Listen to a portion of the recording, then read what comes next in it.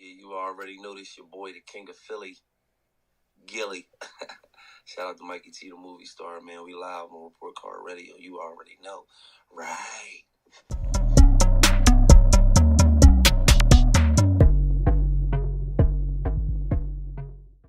Gil, I really appreciate you taking the time to join me today, man, on Report Card Radio.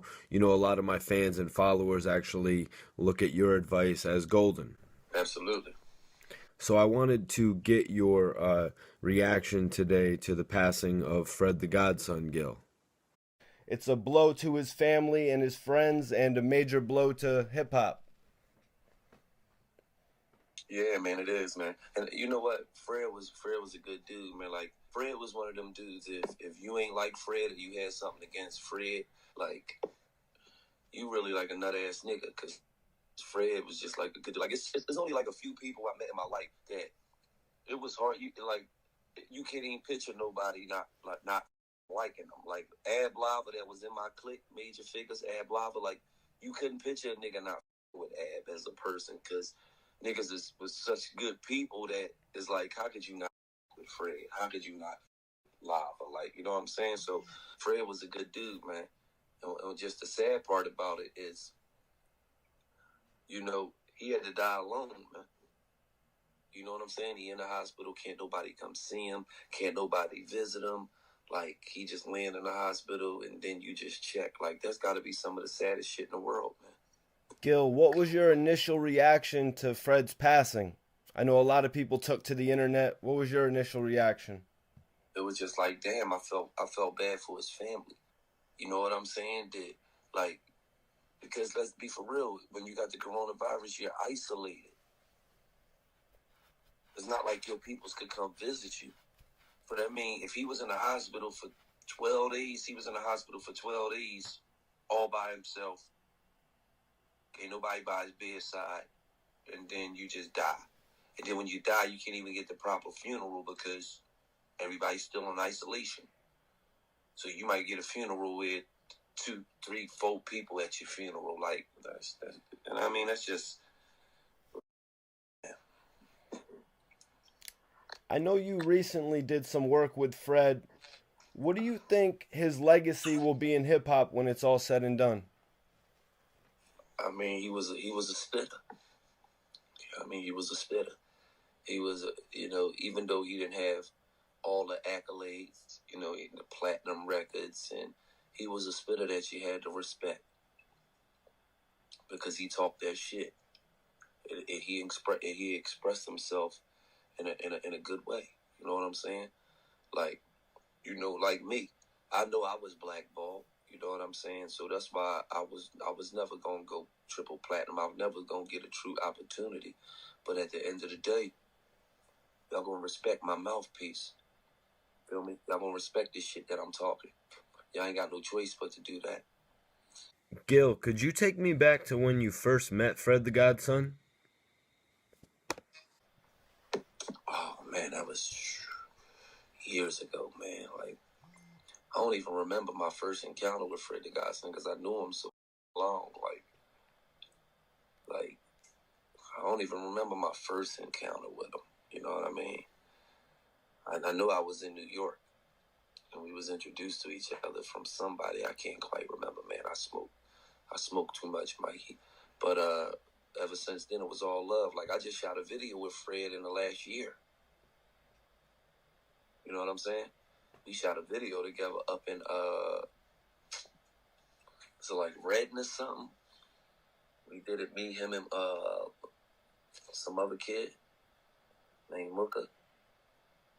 Yeah, I was definitely just watching that video today, man. Like, when you hear Fred's verses, it's just like, what Fred the Godson verse was not a classic verse, almost. Yeah, he was a spitter, man. He did his job very well.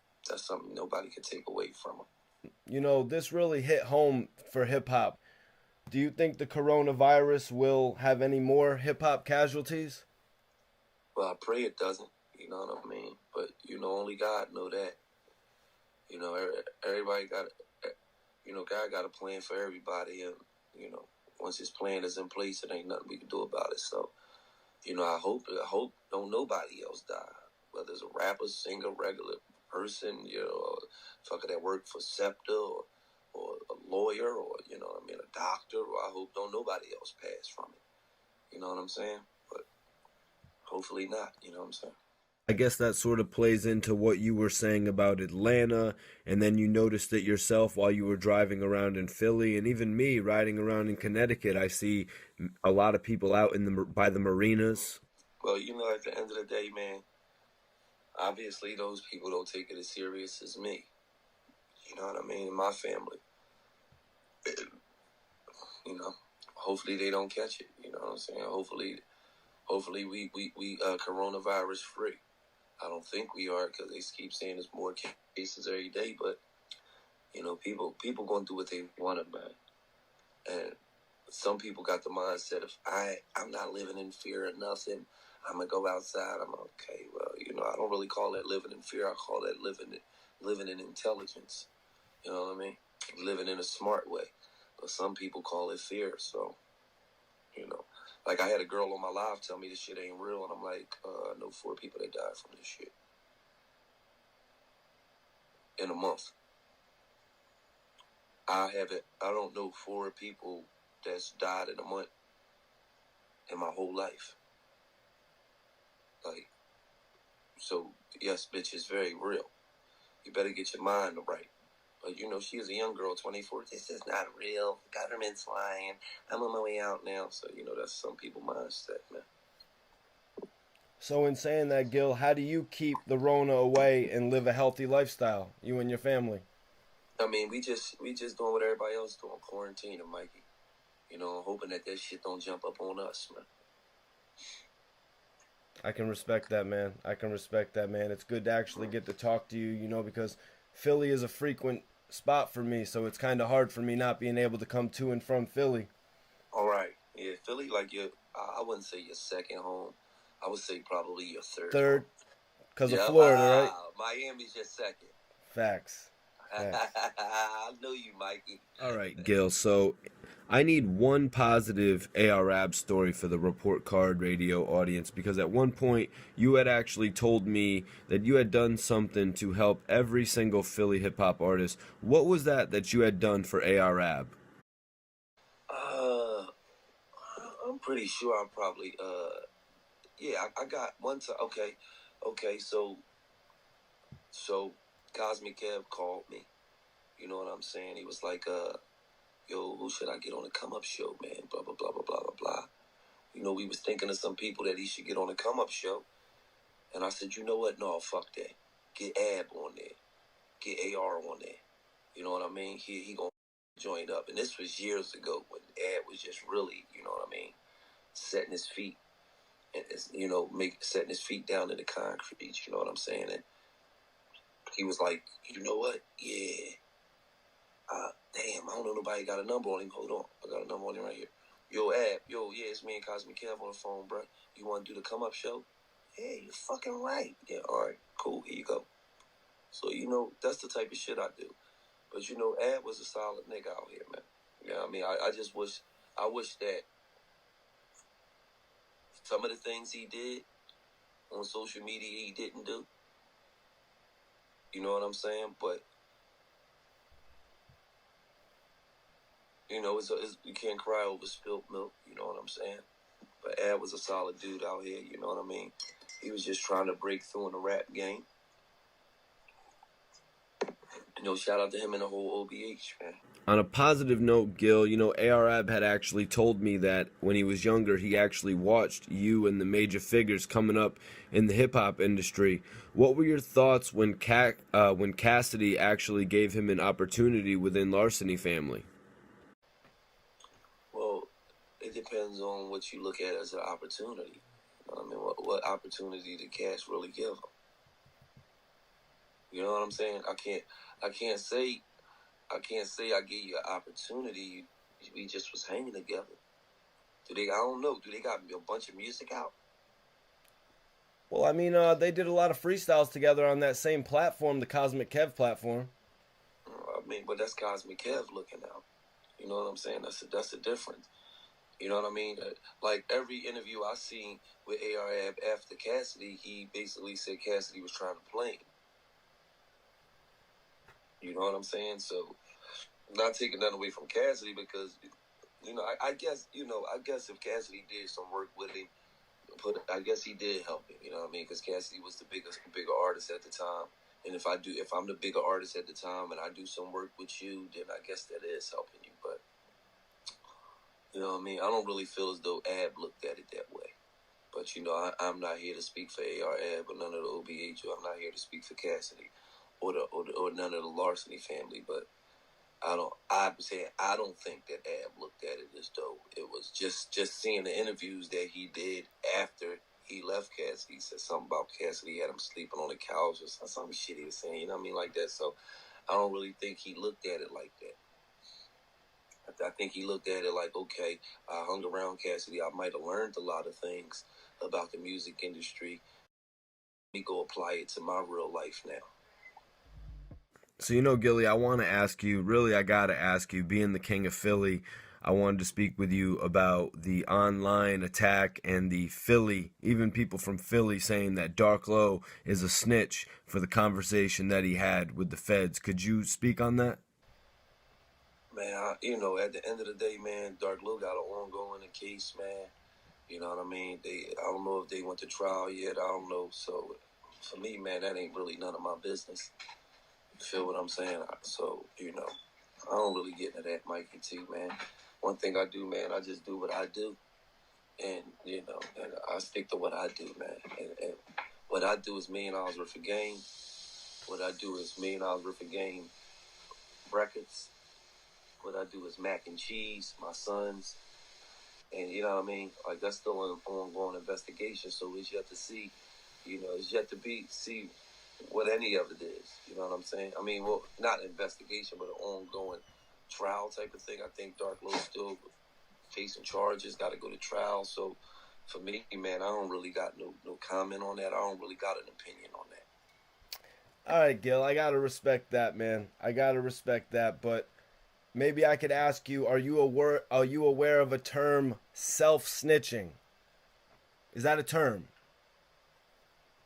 Yeah, if you snitch on, but first of all, any that get locked up, we see self-snitching on First 48 every day. And they get locked up and they say, no, it was me, such and such and such and such in the car. That's self-snitching. So yeah, I've definitely heard of the term. All right, so me, such and such and such, but what if they're literally just saying it was me? That's still self-snitching. Because what person gonna get on the stand and snitch on themselves? Man, you know, I see that you had G Herbo on the $1 Million Worth of Game show. Could you tell me how, it seemed like you two had a great relationship. Could you tell me how, like, you guys actually formed the relationship? Well, G Herbo, that's nephew. You know what I mean? One of my old Cash Money millionaire rebels, and my brother for life, Mickey, we was both signed to Cash Money. He managed G Herbo. So, you know, just the process of me seeing Mickey win, coming from where we came from in our Cash Money days, it's beautiful. You know what I mean? And Mickey's a very intelligent guy who know how to put shit into action. So, G Herbo is surrounded by some really good people. Shout out to Mickey, shout out to V. You know what I mean? And G Herbo is an intelligent young guy himself. So, nephew know what he doing. That's right, man. That's right. You also had Waka Flocka on the show, man. How has it been having guests like that on the show? Can we expect any more? Yeah, yep. As soon as this coronavirus over, we gonna go get a lot of people, man. Yeah, I mean, Waka's a good dude, man. Waka's a solid guy, man. He always been a solid guy. You know what I'm saying? I admire him and his family, and I admire him first of all, I admire him as a rapper. I admire him as a family man, as a businessman. You know what I'm saying? And just an all around straight up dude. Walk it a long way. You feel me? Gil, the last topic I want to touch on with you is these Instagram battles. Have you been tuning in? Yes, sir. All right, so I want to ask you, Gil, what's your thoughts on... Here go Mac right here, Mikey. Say what's up to Mikey T. He's a big time. He's a big time.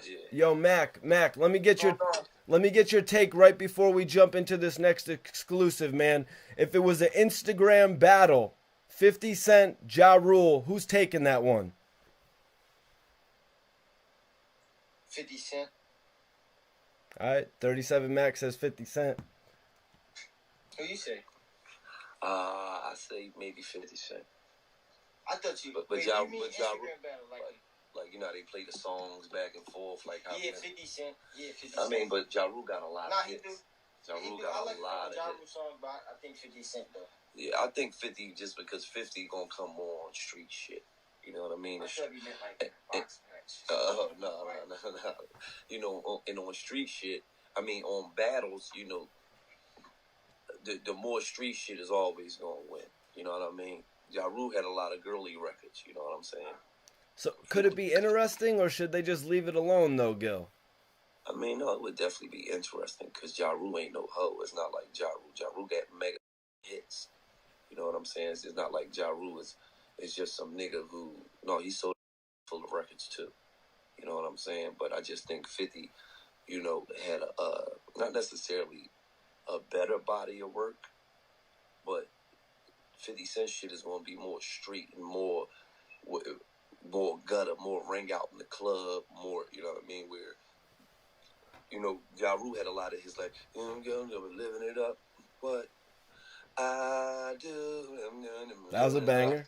What do, and, you know, it was a straight, he had a bunch of joints like that. But then, you know, 50 Cent had, you say you were gangster, but you never shot nothing. You say you were wankster. You know, he had street anthems. Opposed to, you know, Ja Rule had lady anthems. You know what I mean? So, that's the only reason why I would pick 50 Cent.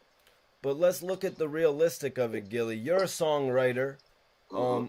Which of these two men is the better songwriter? You talked about the clubs. Which one's the better songwriter? I don't know, man. You know, at the end of the day, it's about what you're looking for. You know what I'm saying? That's like saying who's the better songwriter, Jay-Z or Drake. It depends on what you're looking for. You feel what I'm saying? If you're looking for that's gonna give you some singing shit, you know what I mean? Then, you know, some melodic shit. You know, if that's the type of music you like, then you gonna go for Drake. If you like who going sometimes rapping, that shit gonna touch your soul, and he gonna say some shit that you gonna be like, oh my God, then that's Hova. You know what I mean? It's like okay, that's like saying, you know, it all depends on what you like. You know, that's what make the world go round. We all different, Mikey. So you may ask, who the better songwriter? Ja Rule or Talib Kweli? Now, is a backpack rapper. They like that type of music. They picking Talib Kweli.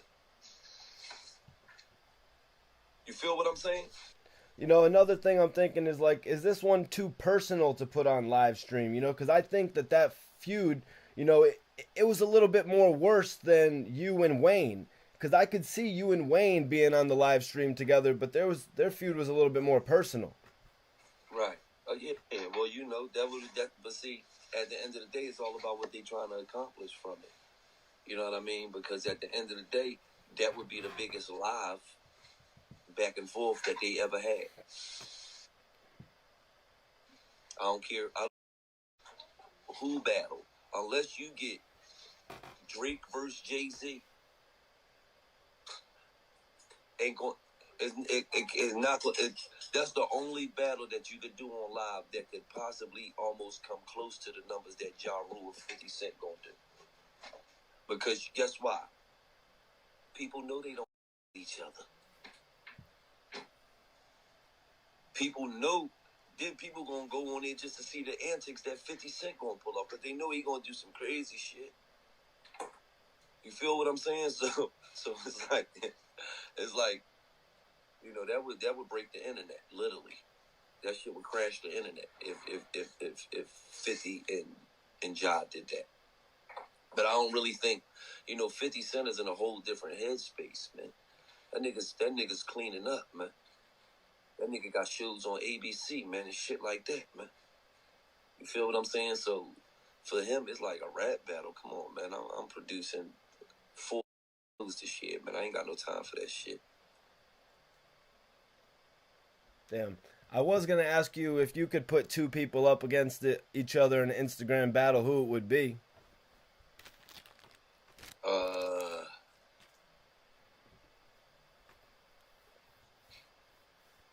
I think a good one would be Jeezy and T.I. Oh, yeah. Everyone's always talking about them as the king of the South. You know what I mean? I think a good one would be Jeezy and T.I. You know what I mean? But just because I like both of their music. You know what I'm saying? And just for me, that's just my opinion. I think both of them had really good music especially for the moments they was in. You know what I mean? And both of them had a hell of a run. You know what I mean? And both of them from Atlanta, so that'll be some real live good shit right there.